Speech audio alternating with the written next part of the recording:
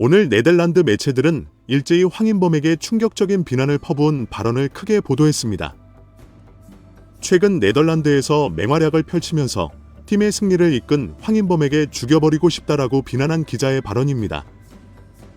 경기력 측정 통계로 명확하게 최우수 선수로 선정될 정도로 축구 매체가 인정한 황인범을 향해 죽을 정도로 차버리겠다고 저격한 것입니다. 현재 네덜란드에서는 황인범의 맹활약과 함께 왜 황인범이 죽어야 할 정도로 비난을 받는지가 큰 화제가 되고 있습니다. 그동안 손흥민을 지켜보면서 독일과 영국에서 얼마나 인종차별이 차고 넘치는지 확인은 되었지만 네덜란드에도 별의별 미친 놈이 다 있다는 사실이 확인된 상황입니다. 황인범은 지난달 3일 세르비아 즈베즈다의 이적료 1천만 유로, 약 148억 원로 네덜란드의 페예노르트에 이적했습니다. 이미 미국과 러시아, 그리스, 세르비아 등 다양한 리그를 경험한 황인범은 이적과 동시에 주전 자리를 꿰찼습니다. 주무기인 날카로운 패스로 빼어난 활약을 펼친 끝에 축구 매체가 선정한 9월의 선수로 뽑히는 등 이적하자마자 팀의 에이스로 자리 잡았습니다. 그리고 지난 6일 트벤터와의 8라운드 홈 경기에서 결승골을 터뜨리며 2대1 승리를 이끌었습니다. 황인범은 페예노르트의 결승골을 기록했습니다. 오른쪽에서 올라온 크로스가 뒤로 흘러나왔고 황인범은 강력한 왼발 중거리 슈팅으로 트벤터의 골망을 흔들었습니다. 9월의 선수상을 수상한 직후 맹활약을 펼쳤기 때문에 큰 주목을 받았습니다. 네덜란드 매체 푸트발조는 황인범을 8라운드 주간 베스트팀의 이름을 올렸습니다. 축구 통계업체 훅스코어는 평점 7.9점을 줄 정도로 황인범의 독보적인 활약을 인정했습니다.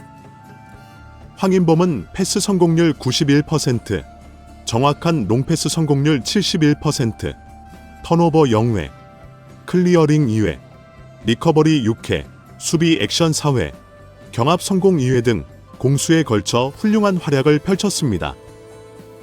하지만 텔레그래프의 수석기자 발렌틴 드리스는 내가 만약 같은 팀 동료 축구 선수라면 황인범을 죽일 듯이 차서 없애버렸을 것이다 라고 말했습니다.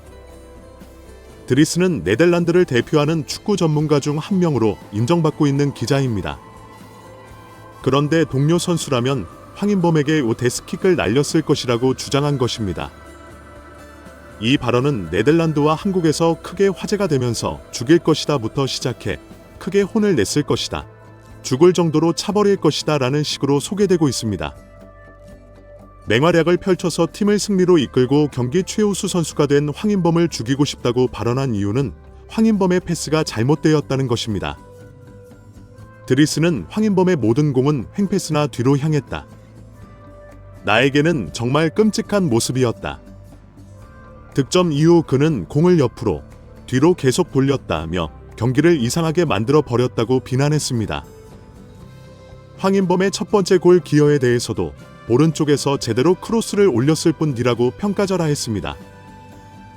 황인범은 전반 28분, 볼을 몰고 들어오다가 왼쪽 측면에 패스를 내줬고 이를 이어받은 부에노가 정확한 크로스를 올렸습니다. 쇄도하던 우에다가 절묘한 헤더로 첫 번째 골의 포문을 열었습니다. 드리스는 첫 번째 골에 기여한 황인범의 패스와 역할에 대해 황인범이 한 것은 없다, 그는 왼쪽으로 공을 차서 주기만 했다고 폄하했습니다. 특히 팀의 두 번째 득점인 황인범의 강력한 슈팅에 대해서도 말도 꺼내지 말아라. 내가 그런 슈팅을 칭찬할 필요성을 느끼지 못한다라고 무시하는 발언까지 했습니다. 황인범은 전반 43분, 상대 압박이 느슨해진 틈을 타 아크 정면에서 강한 왼발 중거리 슛을 시도했고 빠르게 날아간 볼은 나르스 우너슈탈이 손쓸 새 없이 골망을 갈랐습니다. 드리스의 이런 근거 없는 비난에 대해 현지 언론들과 축구 팬들은 황당하다는 분위기입니다. 실제로 현재 네덜란드 소셜미디어에는 드리스가 황인범과 다른 선수를 헷갈린 게 아닐까, 뭐라는 거야 등 부정적 반응이 대부분입니다. 일각에서는 황인범이 그라운드에서 적극적으로 손이나 말로 소통하면서 동료들에게 지시하는 듯한 모습에 화가 난 것이라는 지적도 나오고 있습니다. 이적하자마자 팀 분위기를 뜨겁게 바꾸고 리더로 이끌고 있는 모습이 동양인이 저렇게 나대는 것은 정말 보기 싫다라는 반응을 불러일으킨 것입니다. 인종차별적인 시각도 있기 때문입니다. 황인범은 간혹 파울을 당할 정도로 적극적이고 거친 몸놀림으로 그라운드의 야생마로 화제가 되고 있기 때문입니다. 하지만 실제 드리스는 제정신이 아닌 발언을 퍼부었을 뿐이고 네덜란드에서는 황인범의 활약에 극찬을 쏟아내고 있습니다. 황인범이 이적하면서 페예노르트가 5위로 수직 상승하고 완전히 새로운 팀으로 달라졌기 때문입니다. 중원에서 적극적인 지휘로 팀이 일사불란하게 움직이고 놀라운 득점과 팀 승리로 나타나고 있기 때문입니다. 모든 네덜란드 축구계가 황인범을 극찬하면서 드리스 혼자 이상한 고집을 부리는 상황이 된 것입니다.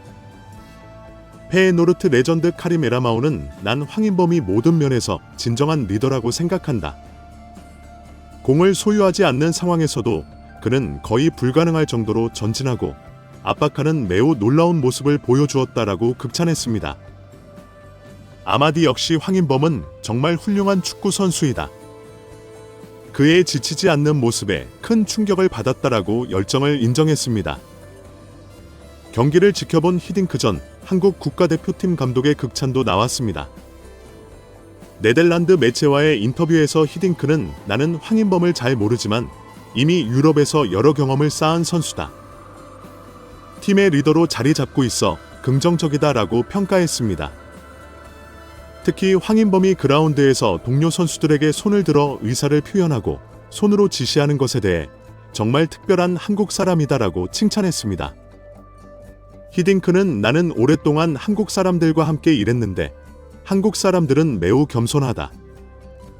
하지만 황인범이 손을 들어 지시하는 모습을 몇 번 봤다라며 황인범의 리더십을 긍정적으로 평가했습니다.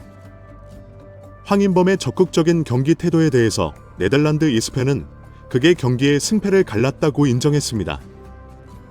ESPN 분석가 키스 광만은 황인범은 후반전 내내 전진하며 압박했다. 그게 페예노르트와 트벤터의 차이점이었다. 황인범과 함께 있으면 페예노르트의 압박이 정말 이득이 된다. 압박을 가할 때 적극적으로 전진했고 결과적으로 트벤터는 자신들의 축구를 할 수 없었다고 평가했습니다. 결국 ESPN 네덜란드파는 8라운드 2주의 팀의 황인범을 선정했고 2주의 선수로도 선정해 그의 기여를 높이 평가했습니다. 황인범을 MVP로 선정하면서 그가 페예노르트에서 짧은 시간 안에 족적을 남길 수 있다는 것이 정말 인상적이다라고 놀라워했습니다. 황인범은 6라운드 때도 에스펜이 뽑은 라운드 베스트 11에 오른 바 있습니다. 황인범은 현재 홍명보 감독이 이끄는 한국 축구대표팀에 합류했습니다. 주장 손흥민이 빠진 홍명보호에서 최근 소속팀에서 놀라운 활약을 보여준 황인범, 이강인, 김민재가 책임져야 하는 상황입니다. 이강인은 9월 A매치 이후 파리 생제르맹의 공격을 혼자 이끌었다 할 정도로 뛰어난 활약을 펼치고 있습니다. 미드필더, 측면, 전방까지 오가는 높은 전술 이해도도 보여줬습니다. 이강인의 창의적인 플레이는 이번 A매치의 키가 될 수 있다는 기대를 받고 있습니다. 황인범은 새 소속팀 페예노르트 중앙에서 수비부터 공격까지 높은 영향력을 보여주고 있습니다. 특히 페예노르트에서 수비형 미드필더로서의 가능성을 보인 만큼 대표팀에서도 새로운 역할로 중심을 잡을 수 있다는 기대를 받고 있습니다. 김민재도 미넨에서 첫 득점을 할 정도로 팀의 주축 수비수로 완전히 자리 잡은 상황입니다. 주장 손흥민 대신 주장 완장을 찾기 때문에 더 큰 책임감을 느끼고 있습니다. 홍명보 감독은 연차와 실력, 리더십과 카리스마 등 여러 요소를 고려해 김민재를 주장, 이재성을 부주장으로 선임했다고 밝혔습니다. 홍명보는 김민재가 경기 전체적인 모든 상황을 컨트롤할 수 있으면서 흐름을 볼 수 있는 포지션이다. 팀의 영향력 등을 전체적으로 봤다. 선후배 관계가 좋은 김민재가 선정됐다고 설명했습니다. 이제 남은 것은 한국 대표팀 선수들의 선전입니다. 잘 싸워줄 것으로 기대합니다. 댓글로 생각을 자유롭게 남겨주세요. 마지막으로 시청해주셔서 감사합니다. 구독과 좋아요는 제작에 큰 도움이 됩니다.